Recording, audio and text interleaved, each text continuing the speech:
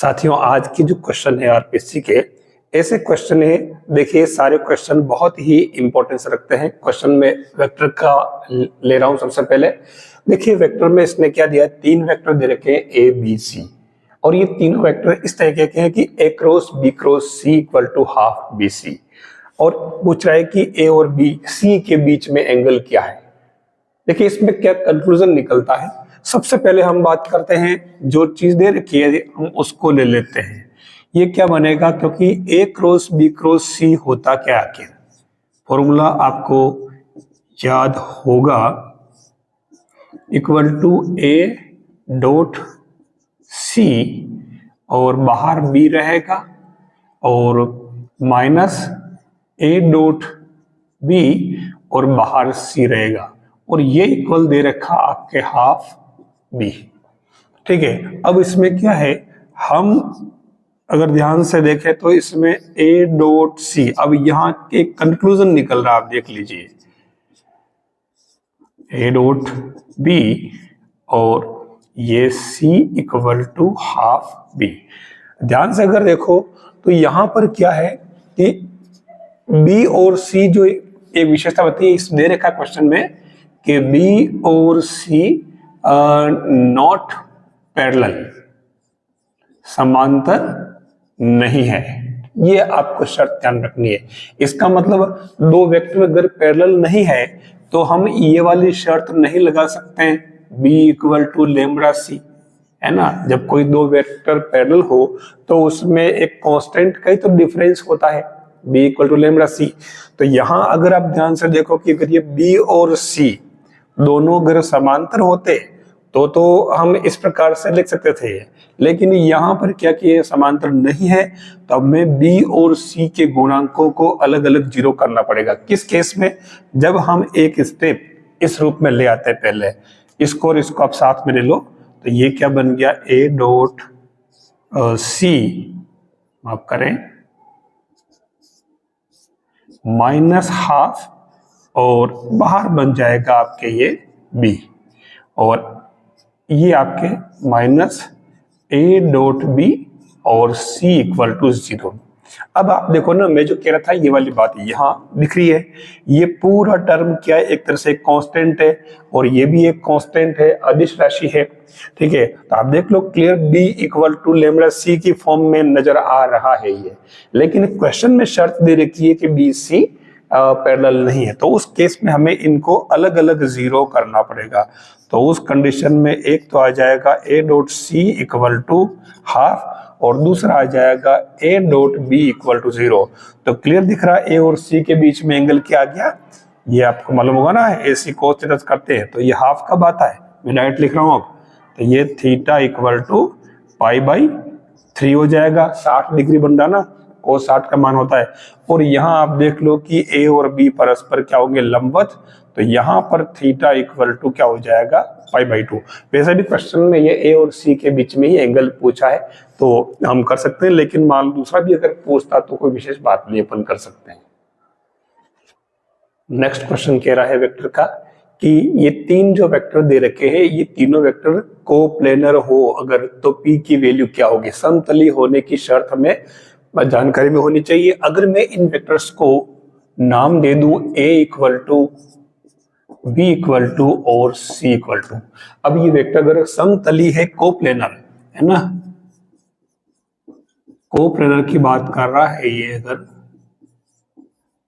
समतली है तो उस कंडीशन में हमारे पास में एक शर्त होती है, a dot b cross C equal to 0। अब ये शर्त है तो हमें करना क्या, हमें बना लेना है सारणिक। चलो यहीं से ले लेता हूं मैं, सारणिक में क्या, 2 minus 1 1, 2 minus 1 1, 1 2 minus 3, 1 2 minus 3, 3p5, ये 3p और 5। हम इसको सोल्व कर लेते हैं, 0 होना चाहिए, तो इससे आपके क्या बनेगा, ये बन जाएगा 2 इंटू 10 माइनस 3p माइनस यानी कि प्लस 1, और फिर ये 5 माइनस यानी कि प्लस 9, और फिर ये क्या बनेगा आपके लास्ट में प्लस का 1, तो ये p -6 इक्वल टू 0। थोड़ा कैलकुलेशन का हमें ध्यान रखना पड़ेगा। तो ये बन जाएगा आपका कितना, 10 की जगह अब 20 प्लस 6p प्लस 9 5 14 14 और ये p -6 इक्वल टू 0। तो ये क्या बना आपके, देखो 6p और 1p, 7p कर लेता हूँ ना, क्यों टाइम वेस्ट करें अपन। और ये 20 और 14, 34 में से 6 गया तो 28 बचा प्लस का इक्वल टू 0।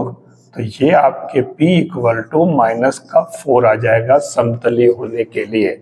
बस ये फॉर्मूले तो हमें पता होने चाहिए कि कोप्लेनर की कंडीशन क्या होती है। ये आपका ट्रिग्नोमेट्री वाला क्वेश्चन आगे देखिए। अब यहाँ आपको क्या करना पड़ेगा, sine square 75 minus sine square 15। तो आपने अगर एक फॉर्मूला पढ़ा हो, sine square a minus sine square b equal to sine a plus b sine a minus b, ये वाला फॉर्मूला अगर अप्लाई करें तो इससे हमारे क्वेश्चन क्या बनेगा, साइन 75 प्लस 15 साइन 75 माइनस 15। ऐसा ही एक कोस का भी होता है, ध्यान रखना। तो उस केस में ये बन जाएगा आपके साइन 90 और साइन 60। तो ये 1 और रूट 3/2। तो फाइनली आंसर क्या आ जाएगा, रूट 3/2। देखिए ट्रिग्नोमेट्री में जो क्वेश्चन बनते हैं सब कुछ फॉर्मूला बेस्ड ही आते हैं, बस फॉर्मूले थोड़े से आपको ध्यान में रखने पड़ेंगे। अब यहाँ दे रखा है कि alpha plus beta equal to π/2। तो आपको मिनिमम और मैक्सिमम दोनों ही वैल्यू निकालनी है कोस अल्फा कोस बीटा की। अब ऐसी कंडीशन में हम करेंगे क्या, हम एक काम करें, इसको फाइंड करना, मैं उसको कुछ नाम देता हूँ, z equal to cos alpha cos beta.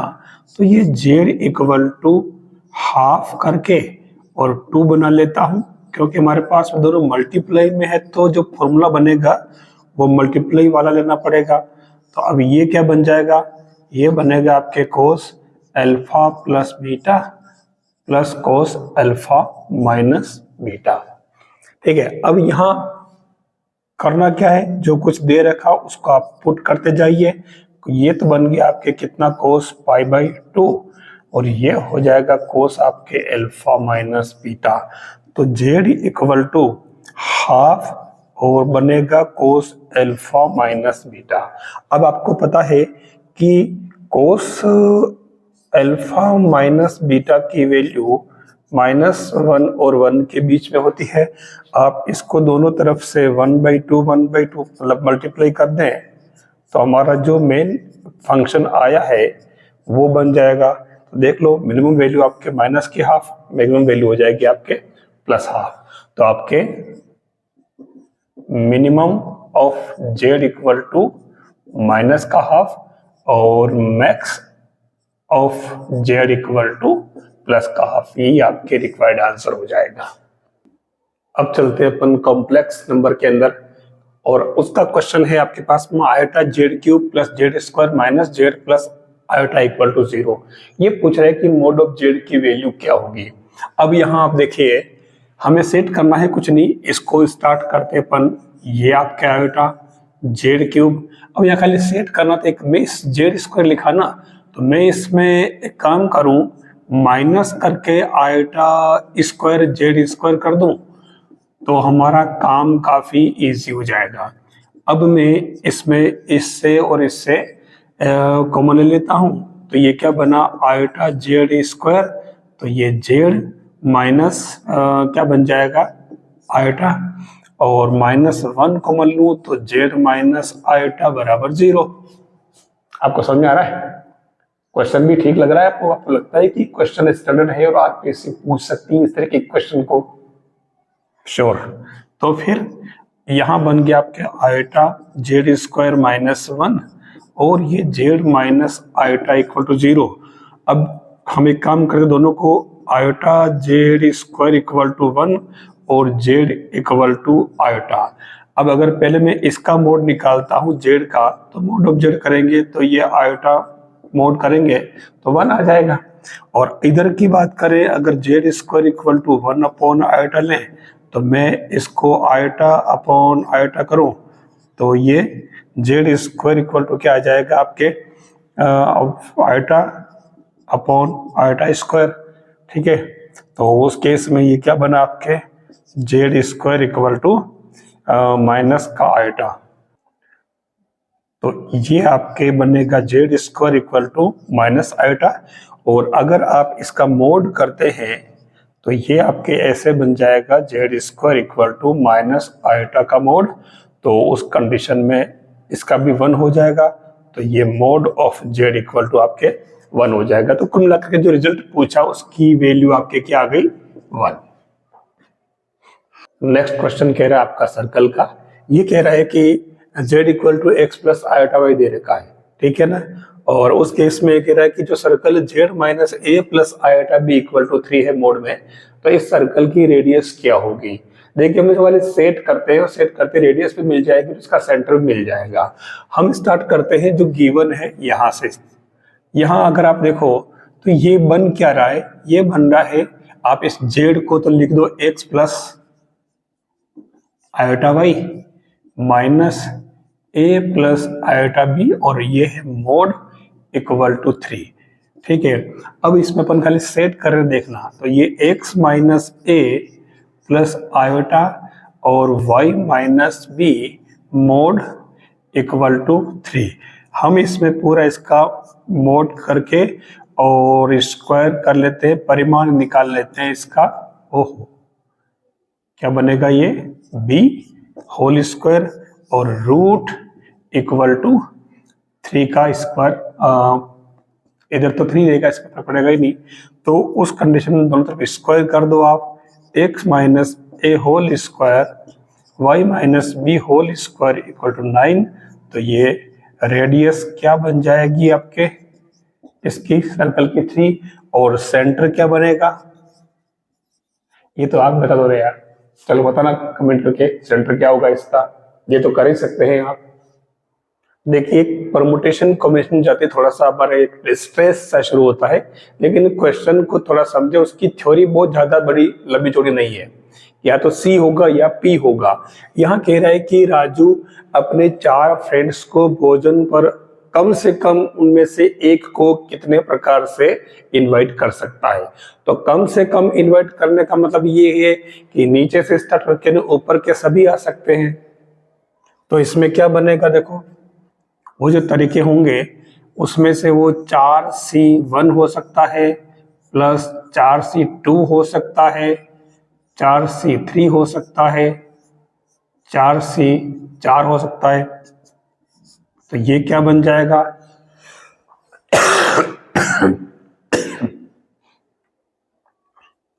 तो इसमें क्या है कि ये ऐसा हुआ कैसे, क्योंकि अपन कम से कम एक को ले सकते हैं, अपर लिमिट तो नहीं बांध कर रखे ना। एक आ रहा तो एक में अगर 2 आ गए तो एक तो उसमें ही से, 3 को बुला लिया तो 3 में से एक तो है ही से, 4 को बुलाया तो 4 में से एक तो है ही से, तो इसलिए वो 4 में से एक को बुला सकता है, 4 में से 2 को बुला सकता है, तो भी उसमें एक तो आ ही रहा है, कम से कम 1 कह रहा है, इसलिए तो बस हो गया है 4C1, और ये बनेगा 4 3 और कितना 2 1 प्लस 4 3 2 और ये 3 2 1 और प्लस 4C4, तो ये तो 1 हो जाएगा, कितना हो रहा ना 4 और 3, हाँ तो क्या बन गया ये 4 और ये 6 और ये कितना 4 प्लस 1, तो 6 4 10 और 5 15 तरीके से वो आमंत्रित कर सकता है। आया तरीका समझ में। बस ये अधिकतम न्यूनतम वाला ध्यान रखना पड़ेगा, अगर वो कम से कम कहता तो अपन क्या है, तो इसने 1 से स्टार्ट किया। अगर ये अपर से बोलता कि कम से कम वो अगर 2 कहता तो अपन 2 से स्टार्ट करके ऊपर जाते हैं, और अधिकतम अगर मान लो 3 कहता तो 3 से हम स्टार्ट करके नीचे 0 पे आ जाते हैं, 4C 0 तक भी आ जाते हैं, क्योंकि इसमें अधिकतम से नीचे आना तो 4C 0 पर होता है, क्योंकि अधिकतम कर रहा है तो न्यूनतम तो कितने भी हो सकते हैं, तो न्यूनतम 0 भी हो सकता है। तो ये एटमोस्ट और एटलिस्ट का हमें ध्यान रखना पड़ेगा। एटमोस्ट का है तो ऊपर से नीचे आना, एटलिस्ट का है तो नीचे से ऊपर जाना, ये इसमें सबसे इंपॉर्टेंट बात है। देखिए सेम वैसा ही क्वेश्चन जो मैंने पिछले वाले वीडियो में बताया था, थोड़ा इससे अलग दे दिया है। समतल में कुल 10 पॉइंट्स है। फिर कह रहा है ये कि 6 पॉइंट ऐसे जो कोलिनियर है, सरेख है, एक ही लाइन पर है। ठीक है, अब पूछ रहा है कि नंबर ऑफ ट्रायंगल्स कितने होंगे। तो कोलिनियर है जो बिंदु है उनसे तो सब वो बनेंगे नहीं त्रिभुज, वो तो सरेख ही हो गए, एक ही रेखा में हो गए। जो एक ही रेखा में नहीं होंगे उनसे बनेंगे ट्रायंगल। तो उस कंडीशन में हमारे पास सीधा फॉर्मूला NC3 माइनस MC4। तो 4 क्या 3 आएगा ना, ट्रायंगल तो 3 से बनता है, 4 थोड़ी बनता है क्या, है ना, मेरे से गलती हुई। अब n आपके पास कितना है 10, कुल 10 पॉइंट, तो 10C3 माइनस m आपके पास 6 पॉइंट ऐसे जो कोलिनियर है, तो इनसे नहीं बनेंगे ट्रायंगल, तो इसको माइनस कर दिया, तो कुल तो त्रिभुज बन रहे इससे। तो 10C3 का मतलब हो गया 10 9 8, और नीचे क्या बन जाएगा 3 2 1, ये 6 5 और 4, फिर ये 3 2 1। देख लो आप क्या बन रहा है ये 3 से ये कट रहा 3 बार, ये 4 बार, तो 4 3 12 यानी कि 120 माइनस ये बन रहा है, इसको उड़ा दो ना, तो ये हो गया 20, तो ये कितना आ गया 100। यानी इसमें कौन सा आंसर करेक्ट है, फर्स्ट वाला। ये तो पूछा इसने, तो ये इस तरीके से आप क्वेश्चन आराम से कर सकते हो। देखो यहाँ इसने प्रसार में पदों की संख्या पूछी, ऐसे क्वेश्चन अक्सर पूछ लिए जाते हैं। यहाँ आप देखो कि कुल आपके जो n दे रखा है वो 9 है, तो पदों की संख्या होती है आपके n+1/2। ठीक है, अब पदों की संख्या कितनी बन जाएगी 9 + 1/2, यानी कि 5 इसमें कुल पद हो गया। वैसे भी अगर अपन समझे तो जिसके पावर n ऊपर अगर विषम संख्या है, तो विषम होता तो एक से अधिक पद होते, तो आपके इसके अंदर कुल पदों की संख्या कितनी हो जाएगी 10। ठीक है, और इसके अंदर भी आपके कुल पदों की संख्या कितनी हो जाएगी 10, समझने के लिए। ठीक है, तो अब यहाँ क्या है कि क्योंकि ये प्लस माइनस में है दोनों, तो आधे पद इसमें से कैंसिल हो जाएंगे आपके। 5 कैसे हुआ 10 और 10, ठीक है, तो 10 तो हो गए इसमें से कैंसिल, अब बचे 10। तो ध्यान रखना 10 के आधे 5 क्यों कर दिए, क्योंकि इसमें समान गुणांक वाले पद प्लस माइनस में जुड़ जाएंगे, समान गुणांक वाले ऐड हो जाएंगे, और इसलिए आपके ये केवल आधे रह जाएंगे 5। आपको इस बात का ध्यान रखना होगा, यूं नहीं कि आप 10 करके आ जाएं। ठीक है ना, अब आप देख रहे होंगे कि इसमें प्लस माइनस होंगे तो आधे कटेंगे, तो आधे कटेंगे तो 10 इसके अंदर इसके मान लो 10 कट गया, 10 और बचने चाहिए, लेकिन वो क्या कहे सम सजातीय पद होंगे ना, तो वो जुड़ जाएंगे और आधे रह जाएंगे केवल 5। अब हम चलते हैं एपी और जीपी में। अब यहाँ देखिए कह रहा है क्वेश्चन कि एबीसी जीपी में भी है और एबीसी एचपी में भी है, अगर दोनों में है तो उस कंडीशन में कौन सी कंडीशन करेक्ट होगी, ये किस स्थिति में होगा। देखिए एबीसी अगर जीपी में है तो हमारा पहला फॉर्मूला तो क्या बन जाता है, वो बन जाता है B² = AC, जीपी के लिए शर्त। और सेम AC, ये तो आपके फर्स्ट वाली बात, ये आपके सेकंड वाली बात। तो एबीसी अगर एपी में है तो इसमें आपके B क्या हो जाता है A+C/2। अब ये A+C B की वैल्यू आप यहाँ पुट कर दे इसमें, तो आपके ये जो टर्म आएगी वो क्या बनेगी, फर्स्ट वाला वो बन जाएगा A+C/2 होल स्क्वायर = AC। तो ये A² + 2AC + C² = 4AC। तो देखो A² और ये इधर आएगा तो माइनस का 2AC + C² 0, तो ये A - C whole square 0, it means A = C आ गया। अब जब A = C आ गया तो पक्की बात आप इसमें A की जगह C पुट करके देख लो, किसी भी एक में A की जगह C पुट कर लो, तो आपके इससे B = C आ जाएगा। इट मीन्स कंडीशन क्या आ गई, A = B = C। तो ये कंडीशन जो इसमें है वो करेक्ट हो जाएगी। देखिए एक सीरीज दे रखी है, ये कह रहा है कि इसके अनंत पदों तक का योगफल फाइंड करना, इनफाइनाइट तक चल रही है, हालांकि मैंने यहाँ लिखा नहीं है इनफाइनाइट और इनफाइनाइट का। हम एक काम करते हैं, इसमें योगफल का तो अपन इसको लिख देते हैं S से।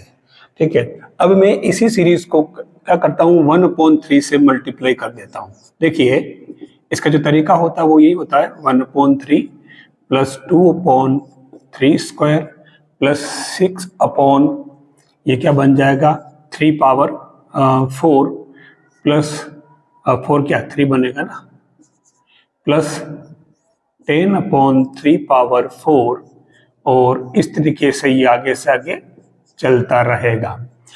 तो जैसे ही इसको माइनस करेंगे तो ये क्या बन जाएगा आपके 2/3s इक्वल टू देखो 1 माइनस 1/3 तो क्या हो गया 2/3 और एक 2/3 है, ठीक है, तो ये क्या बन गया आपके 4/3। फिर ये सेम पावर में से माइनस करो तो प्लस 4/3 स्क्वायर प्लस 4/3 क्यूब, इस तरीके से चलता रहेगा इनफाइनाइट। तो ये आपके चल रहा इनफाइनाइट तक। तो उस कंडीशन में आपके याद होगा आपको अनंत गुणोत्तर का योगफल a/1 माइनस r बन जाएगा। तो ये आपके 2/3s इक्वल टू a यानी कि 4/3 और नीचे 1 माइनस r यानी कि 1/3, तो 4/3 और 2/3 बन जाएगा ये। तो फाइनली ये क्या आया 4/2 यानी कि 2 आ रहा है, तो 2 से 2 कैंसिल, तो ये s इक्वल टू कितना आ गया 3। तो इस सीरीज का फाइनली आंसर क्या आ जाएगा आपके 3। चलो हम चलते हैं लिमिट के अंदर, और लिमिट के अंदर जो क्वेश्चन दिया है n टेंड्स टू इनफाइनाइट। ध्यान रखना इसमें छोटी सी मिस्टेक हुई तो क्वेश्चन रॉन्ग हो जाता है। अभी देखना मिस्टेक कैसे होती है। आप इसको जैसे आगे बढ़ाओगे तो ये गुणोत्तर श्रेणी का योगफल दिख रहा है, इसमें आपके प्रथम पद दे रखा है कितना 1/2 और सार्व अंतर दे रखा r इक्वल टू वो भी 1/2। अब उसका क्योंकि r जो है लेस देन 1 है तो उस केस में इसका s जो योगफल होगा वो क्या बन जाएगा n पदों का, वो बनेगा a into 1 minus r power n upon 1 minus r, ये बनेगा।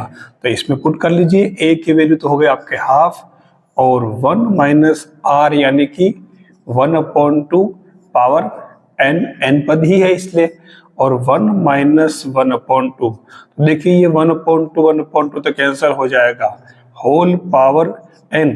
और ध्यान रखना ये जो लिखने का रिवाज साथ साथ चलता है, यूनिक आप इसको छोड़ दो, ठीक है ना, कि तो कंपटीशन ने जो अपन क्या के बार बार नहीं लिखे टाइम बचाने के लिए तो चलता है, ठीक है। अब ये कंडीशन बनी, अब यहाँ पर क्या करोगे n इनफाइनाइट है और उधर पावर n बैठा है, पावर में बैठा है, तो उस कंडीशन में ये 1 माइनस 0 बन जाएगा और ये 1 इसका आंसर आएगा। ऐसे कंडीशन में बहुत सावधानी बरतनी है आपको। फिर से limit x tends to infinite आ गई है, यहाँ भी आपको केवल सेट करना है। अब कैसे सेट करोगे देखो, x टेंड्स टू इनफाइनाइट, मैं इसको कैसे लिखूंगा साइन a/2 पावर x, ठीक है, और नीचे भी मैं यहाँ a लिख देता हूं और यहाँ a लिख देता हूं, ऐसे में कर सकता हूं, a से ऊपर नीचे गुणा भाग कर दिया। अब ये जो 2 पावर x था उसको मैं सीधा इसके नीचे ले आता हूं, देख लो हमारा काम हो गया, कल सेट किया है मैंने टर्म्स को। तो ये आपके बन जाएगा limit x tends to infinite और जो टर्म बनी है sine a/2 power x upon a/2 power x, और ये a जो है वो अलग रह जाएगा। आप देखो कि ये पूरी टर्म आपके क्या बन रही है 1 और ये a, तो ये आंसर क्या आ जाएगा a। ध्यान रखना यहाँ कोई भी टर्म हो, यहाँ जो टर्म होती है वो ही उसका आंसर बन जाता है एक तरीके से। बहुत ही प्यारा अच्छा क्वेश्चन है, आप इसको समझ सकते हो एग्जाम के लिए। बहुत ही प्यारा क्वेश्चन है, क्वेश्चन लंबा थोड़ा दिख रहा है लेकिन कुछ नहीं है, सिंपल काम है।